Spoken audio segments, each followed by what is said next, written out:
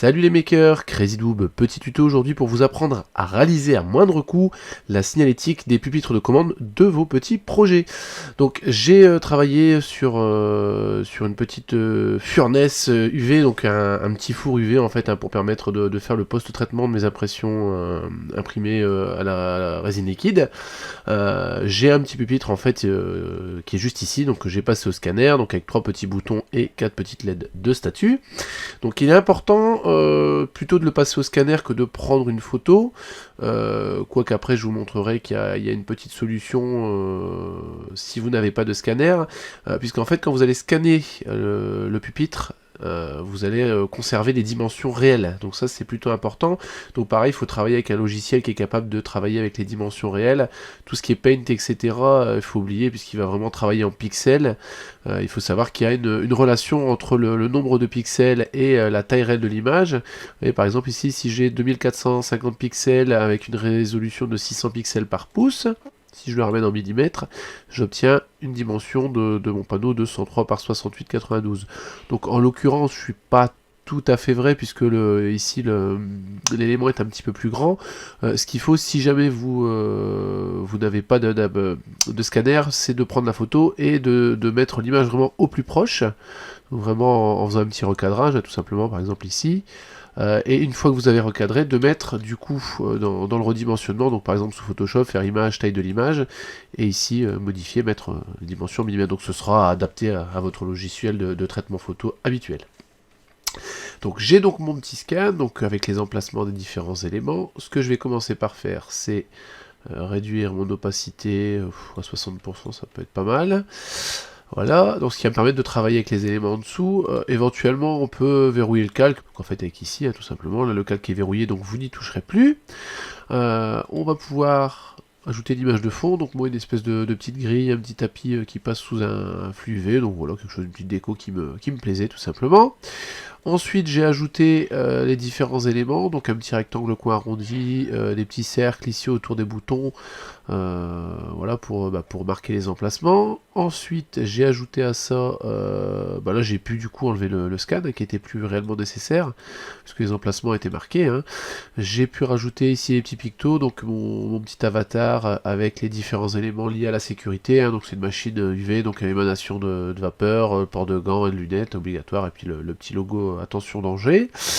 J'ai ensuite pu ajouter les différents textes, donc voilà, le rappel des normes, etc. Bon, même si tout n'est pas forcément vrai, voilà, c'est joli, ça rendait bien, donc voilà, j'ai mis un maximum d'informations, le nom de ma petite station de curing, les paramètres d'alimentation, donc 12 volts 2 ampères, la longueur d'onde des LED UV, les durées en fonction de la petite LED. Donc en gros le principe à l'allumage, il y a une initialisation, avec plus ou moins on choisit avec la petite LED la durée, donc 15 minutes, 30 minutes, 1 heure ou 2 heures, et après on valide, voilà tout simplement. Donc j'ai mis le petit rappel, à savoir que les petites LED, elles s'allument aussi au fur et à mesure de la progression du cycle.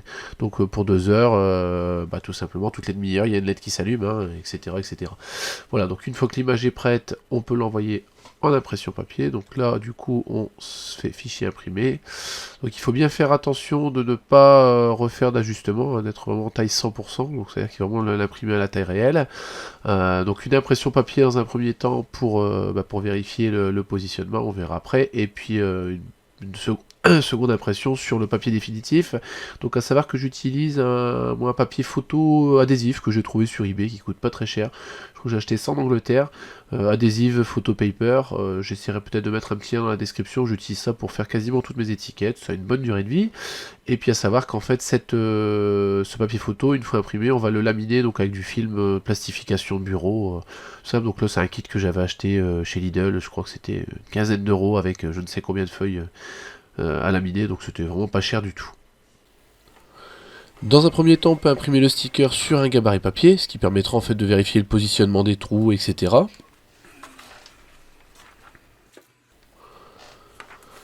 Une fois le gabarit imprimé, on va pouvoir venir faire la découpe des trous. Donc c'est un petit set de poinçons que j'avais acheté sur eBay, 10-12 euros. Si vous n'avez pas, il suffit de faire ça au cutter. Bon, ce sera un petit peu moins facile, mais en tout cas ça reste possible. Là.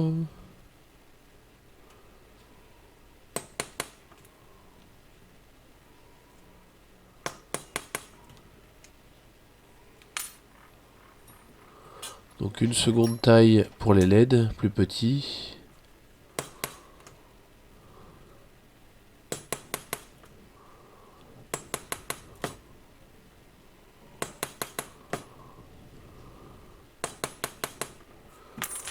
Voilà. Donc j'ai bien mes petits trous aux bons endroits.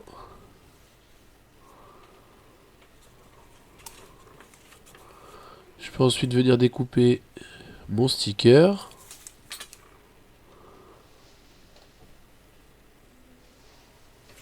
Donc c'est pas nécessaire d'être ultra précis, hein. L'intérêt c'est surtout de vérifier le positionnement des trous.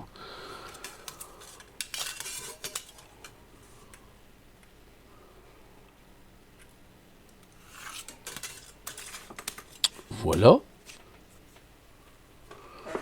Ensuite on peut prendre le projet. Donc là en l'occurrence un petit projet qui vous sera présenté très bientôt sur la chaîne.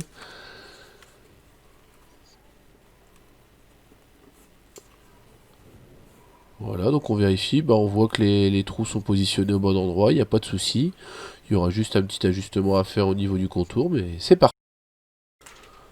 Le sticker a donc été imprimé sur le papier photo, les petits films de lamination, papier photo adhésif, hein, je le rappelle. Donc j'ai ouvert en deux, hein, c'est des petites pochettes, bah, j'ai juste séparé les deux feuilles, puisque je vais utiliser qu'une épaisseur de plastification. Donc je mets la feuille juste au-dessus. Je débite la bande, donc c'est pour déjà économiser de la matière et puis pour que ça aille un petit peu plus vite à plastifier. Je peux sortir le laminoir, le faire préchauffer bien évidemment. Et je peux donc placer mon sticker à lamination. Donc là j'ai légèrement accéléré, hein. Ça prend quelques secondes. Voilà. Donc on obtient quelque chose de correct. Je vais retirer du coup le surplus tout de suite pour un deuxième passage. Et j'en ferai même sans doute un troisième.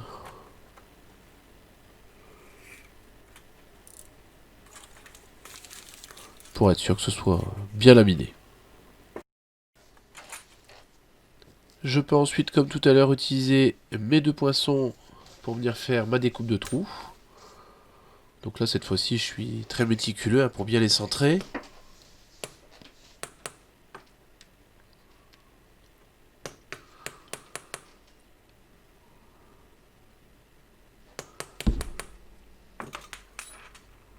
Ah, donc déjà, les trous pour les boutons.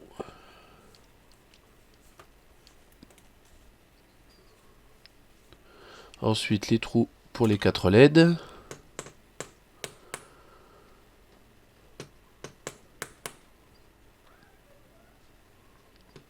Donc il y en a 4. Donc ça prend un petit peu de temps aussi, hein. Voilà. Donc pas hésiter à bien taper. Là on voit j'ai oublié un petit peu de matière. Bon c'est juste le liner. Je vais repasser un petit coup quand même par sécurité pour pas qu'il y ait d'arrachement au moment où je vais les coller. Voilà. Cette fois-ci c'est impeccable. Je peux ensuite venir détourer l'adhésif.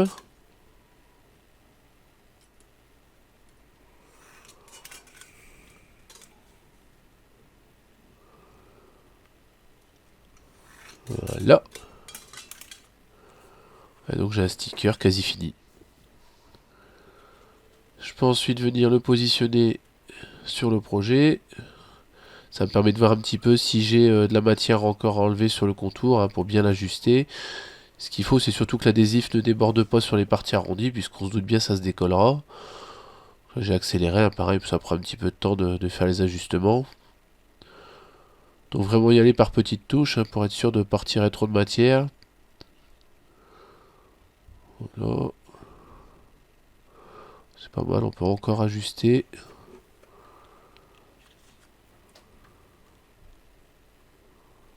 Ah, là c'est bien. Impeccable. Je redresse un petit peu la LED.